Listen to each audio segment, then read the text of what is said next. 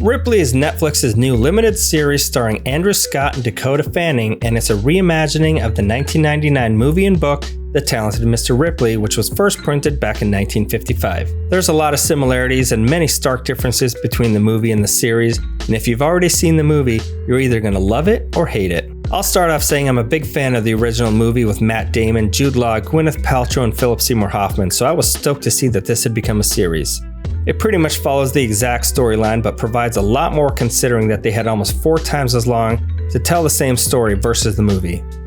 The first major difference is this is all black and white, and I'm talking high contrast film noir style black and white.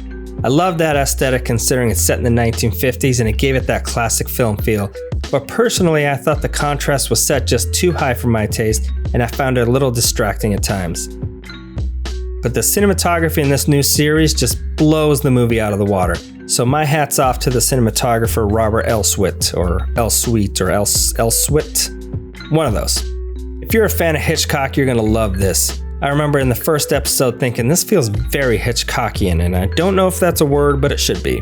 The pace is very slow compared to the movie, which makes sense though considering that the writer and director is Steven Zaillian, who wrote Schindler's List, which has a very similar pace. I felt it was a little too sluggish though, and wish that they would have wrapped this up in maybe 6 episodes instead of 8. Besides the cinematography, I really liked how they expanded on the investigation at the end with the police. There was just a lot more to digest in this series of them trying to track him down and him trying to elude the investigators that just felt a little short in the movie. My random rating for this series would be that if I had to impersonate one of these Dickie Greenleafs, it would 100% be the Jude Law version.